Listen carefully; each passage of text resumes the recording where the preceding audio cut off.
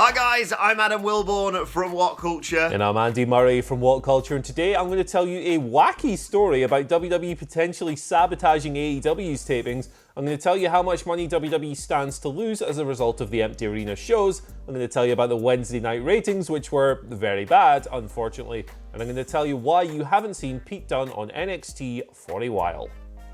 Plus, an update on how WWE plan to replace Roman Reigns at WrestleMania. Do WWE regret losing Chris Jericho? Kevin Sullivan is set to appear on Jim Cornette's podcast. And Jake the Snake has one hell of a conspiracy theory. This is the news. Anyway, we are going to kick things off with a little bit of Can't Stand It. I know Vince planned it. Sabotage, listen up, Beastie Boys. This is wacky, this is crazy, this is silly. We need to acknowledge that it's all speculation. We need to acknowledge that if you aren't sitting beside a massive bag of sugar right now, you should probably go into your cupboard, mine's just over there, grab that bag, take several pinches, put them all over your keyboard, throw them at your screen, do whatever.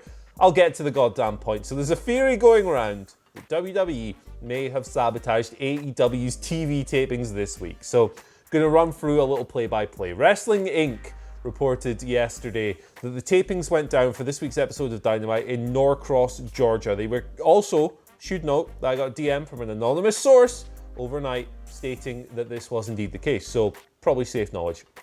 The police apparently arrived on the set and tried to shut the tapings down. Now, AEW fortunately had their paperwork in order. They were able to prove that they were following guidance relating to the ongoing global situation and social distancing and all that stuff. But a couple of officials did stick around to ensure that no rules were being broken. So this is all from Wrestling Inc. eWrestlingNews.com come through with this. And there's a line from their write-up here that states, speculation among some talent was that WWE may have been behind the attempt to get the show shut down. So the theory there is that somebody from WWE made the call, they heard what was happening, and they went, oh, AEW are doing a show in Georgia, they should be doing that, police. They know that it's quite the coincidence that as soon as, well, like a couple of hours after the location of the AEW tapings leaked online, the cops showed up and tried to put a stop in it. But it was all good, it was all kosher, it was all fine. Some notes from the Wrestling Observer newsletter stating that Dynamite is now taped through until the 15th of April and that the promotion does have a backup plan in place if they can't tape in Georgia going forward, which will be very difficult because there's now a stay-at-home order in that state as well. So the key of all of this is that did someone in WWE try and get Dynamite shut down? I don't know, but it's kind of fun to think about. Yeah, exactly. Whilst it is entertaining to think of someone saying, you know AEW are taping right now, don't you? Sorry, my name, it's Vince McMahon. I love it. I sense it's quite far-fetched to suggest something like this. Maybe, but probably not. Who knows? It could be, the one of the WWE real stans who are always on Twitter, arguing with AEW fans whenever TV ratings come out, basically. I don't know how this happened or why this happened, but I'm less inclined to believe that WWE are behind it, if I'm perfectly honest. Yeah, but I mean, it's probably not true, but, it's fun. It is a fun conspiracy theory. It is. Who do you think the baddest grass in WWE is, would be on a similar note? Who do you think snitched? I reckon there's a good chance it was Seth Rollins. Yeah, he does look like a bit of a snitcher, without question. Right, let's move on and talk about WWE and, of course, their plans for WrestleMania and the WWE, no, not the WWE, the other one, the Universal Championship match. As things stand, as of right now, a day before WrestleMania, Roman Reigns is challenging Goldberg for that Universal Championship. But that, of course, is not going to happen. But how on earth are they going to salvage this or alter the storyline on tonight's SmackDown? That is the key piece of speculation. And speaking with Ariel Helwani on ESPN MMA, Triple H claimed that WWE were going to handle Roman Reigns' decision, of course, because of his because he's immunocompromised due to his leukemia. It makes complete sense. Health has to come first. Anyone who has a go at Roman Reigns for backing out of this is an idiot. He says he's going to handle it in a unique manner. And speaking about WWE's handling of this, as someone said, we keep saying, ongoing global situation. That'll do. Yeah, people said that's our That's WhatCulture's local medical facility. Anyway, the game said there will always be critics. It's our company's mission to put smiles on people's faces, and that's what we're trying to do in this situation at a time where people really need those smiles. It might not be the perfect product, but it is the product. It is what it is right now. I'm fascinated to see how on earth, a day before the match is meant to take place, or 2 days, depending on when they put it, they're going to say, you know what, Roman's out, and presumably Braun Strowman's in. Yeah, it's going to be weird. It's going to be weird. I like that they're kind of, Triple H is saying it's going to be something unique. I want to see them use this weird, crazy setting that they have to full effect and do stupid things like killing Elias like they did last week with the whooshy sound effects and stuff. Do something weird, do something mental. It could potentially be a long time before we see Roman Reigns on screen again, given what's going on and his personal situation. So I wouldn't be too surprised if they went for a long-term write-off, some kind of serious injury angle, perhaps. Yeah, exactly. It's for the best. Absolutely. So let's talk about these empty arena shows a little bit. Let's talk about some analysis from Brandon Thurston of WrestleNomics, the foremost wrestling business expert online. If you're interested in any way of the finances and the business of this business, you need to follow him. You need to check out his work. He's done some calculations stating that if 2020 was a normal year, WWE will be looking at approximately $1.2 billion in revenue and 163 million in operating income. That's a hell of a lot. However, he projects that if the empty arenas continue for the rest of the year, that revenue will fall to 927 million. It's roughly 300 million shortfall, and operating income will fall to 121 million. Now, these are revenue and income. They're not profits. Profits would obviously be a bit smaller than both of these figures because you have other expenses and other things to take into account. Now, he also notes, of course, that house shows that aren't televised lose money anyway, so those don't affect profitability. In fact, those not being on actually improves profitability because they make losses. However, the lack of attended SmackDown and Raws and pay-per-views, that does have an impact. Those live gates are missed. They make money off of those. That has an effect on the bottom line. And also at this moment as well, WWE can't produce reality TV shows because studios are closed and stuff. So, having an effect on WWE's bottom line, but it's not going to put them out of business. They are essentially failure-proof. I believe that this 927 million revenue might even be a record anyway. So, they're probably fine. It's just interesting to see how much exactly they could stand to lose if this thing continues throughout the year. Yeah, it's going to be very interesting to see how wrestling companies, not just WWE, but also AEW and all the other promotions, handle this, like you say, because this is not going to be that, June, August, whatever rolls around and everyone goes, right, back to normal instantly like that. It is going to be a slow sort of fade, one would assume, back to normality. Fingers crossed as soon as possible. Stay inside. But yeah, it's a good job. WWE is future-proofed and AEW has a huge money backer behind it because they're the only two companies you really think who can probably ride out this storm for as long as it takes. Yeah, absolutely, man. Smaller companies are going to go out of business. It sucks, but hopefully these promotions with major financial backers can pull through. Indeed, and support your local indie promotion if you can, and obviously support your local indie wrestlers. Speaking of someone who is definitely not an independent wrestler, but someone who is the best wrestler in the world, Chris Jericho. What a guy he is. The promo that broke the internet on AEW Dynamite, and now he's been talking in an interview with Tampa Bay Times about WWE and his relationship with them. Of course, he kind of left on good terms. He just wanted to go off and do some other stuff. He did some stuff in New Japan, and then obviously has ended up being the sort of flagship guy for All Elite Wrestling.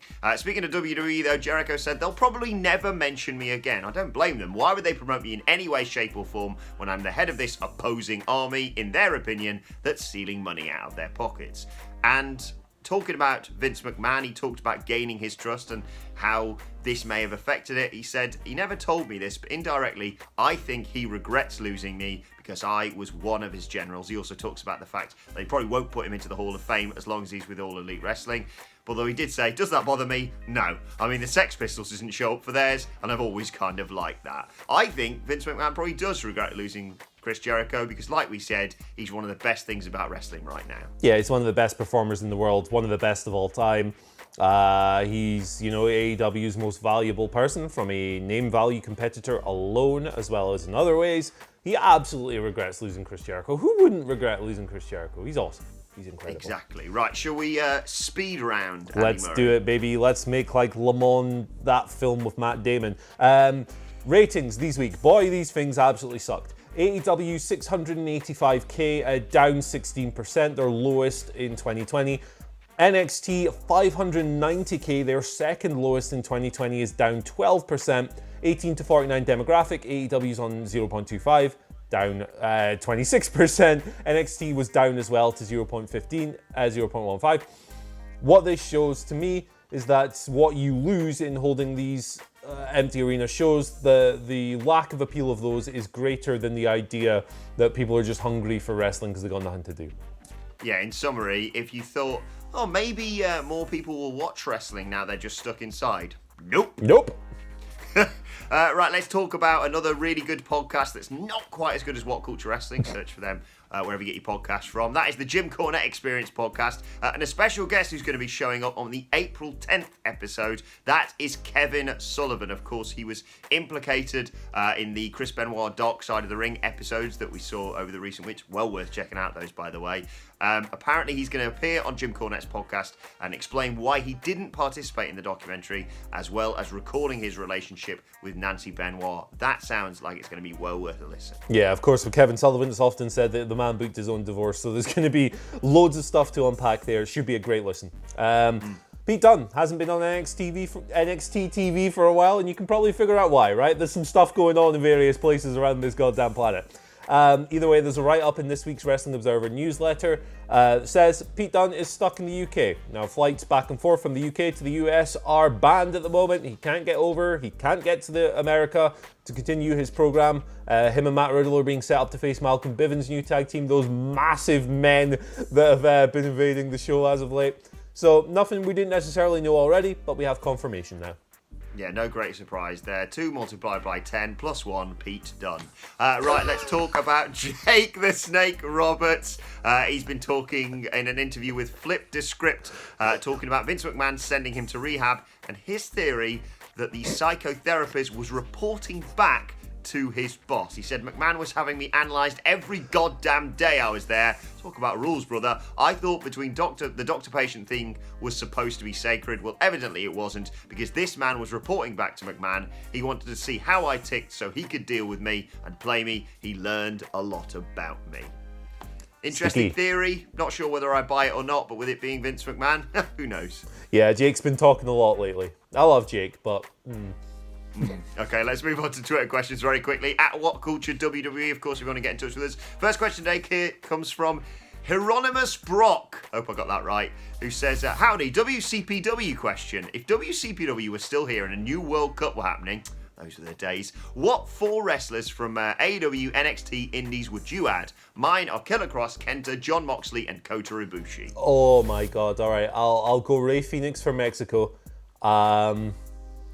Let's just pick a dream team, screw it, like, without getting into contracts and stuff. I'll take Okada from Japan. From the UK, I'll take Pete Dunne. And let's think of a wacky country a country that people might not think of. Screw it, I'll go Austria, I'll take Walter. Good. The only person I'd chuck in there, I want to see Orange Cassidy wrestle live in person before I die, so I'll just chuck him in there, but...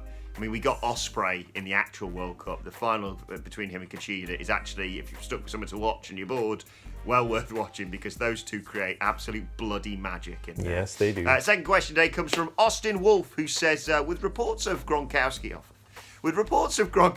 getting physical at WrestleMania, so that's my Gronkowski impression, is it more likely that he will win the WWE 24/7 Championship or replace Elias in the Corbin match? Oh my goodness, yeah, I think there's a strong chance he's winning the 24/7 title, and WWE have been dropping mad hints about Elias' status as well.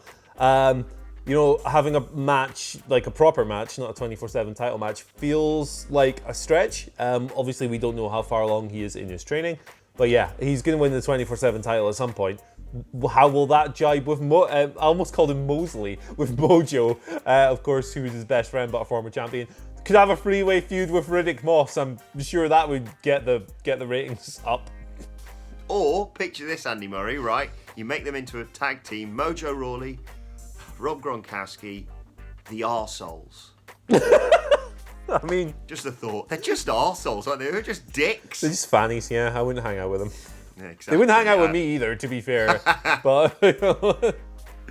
Final question today comes from Parth Sathawain, who says, Rusev has now gone bald, but still Gareth Morgan looks better. Oh my God, if you haven't watched the April Fool's video, it's called like WrestleMania Quiz with a Twist. It's got a picture of me in the thumb looking insane. Go and watch it now. But anyway, as a result of that, which wrestler do you think should go bald next to benefit from it? Andy Murray, the floor is yours. Oh my goodness. Well, I mean, as a man who can't grow hair, I think it's really offensive when you see someone who can grow hair and they do something terrible with it. Like, you have this privilege, you have this esteemed place in society, you can grow hair. Why, AJ Styles, do you choose to have that on top of your head? AJ Styles is the one who needs to go bald as punishment for having that thing, soccer mom, I've heard it called, the straightened curtain. Ugh. Get rid of that thing, man. Embrace this. This is your future. I completely agree. His was the first name that popped into my head. I'd have that, one of the Usos, because I still can't tell the difference, even though one of them has got shorter hair. I've been watching them wrestle for about, 10 years? 15 years, probably? Yeah. Or, just completely randomly, Shinsuke Nakamura. Sod it. Why not? Shave it off. Let us know who you think should go bald in the comment section. We'll move on to today's and finally, and just a nice photo to cheer you up from John Moxley, who tweeted last night, "Tonight, Blues Bloodsport, Man vs. Beast," with this photo, Andy Murray, with, I think, his dog in a triangle choke. What's it with dogs in AEW recently? We've had Releasing the Hounds, now he's choking out his pooch. What next? Pharaoh was there on Dynamite again? Oh, it's a dog territory now, brothers. Am I the only one, Andy Murray, who's thinking in this rough time that we've got right now, is it time for me to get a pet? I think it might be, man. I think it might be. I see Phil Chambers living on a boat with his dog, and I think that's the life, innit, really? Could be you, but you're playing. I might get a dog, man. I couldn't fit a dog in my lovely Gateshead garden apartment, but I might get one anyway. Screw it. Exactly. But what it must like being a dog right now. They must be having the time of their bloody Absolutely, lives. Man. Anyway, let us know your thoughts on that and all of today's news stories in the comment section below. Don't forget to like, share, and subscribe. And subscribe to What Culture Wrestling on either iTunes, Spotify, wherever you get your podcasts from, for daily wrestling podcasts. Myself and the Dudley Boys going to preview the SmackDown WrestleMania Go Home show a little bit later on today. Plus, let us know your thoughts on WrestleMania and your Twitter questions at WhatCultureWWE, and watch there, follow both of us. You can follow Andy Murray at Andy H. Murray. The H today stands for Happy WrestleMania Eve. Stop being miserable. Like, let's try and enjoy this goddamn show, as weird as it's going to be. We will try, and we will be doing some live streams watching it along with you guys as well, so we're all going to have company regardless. You can follow me at Adam Wilborn on Twitter. Follow us all at WhatCultureWWE, as I said. But for now, my thanks to Andy Murray. Thank you for watching, and we will see you soon.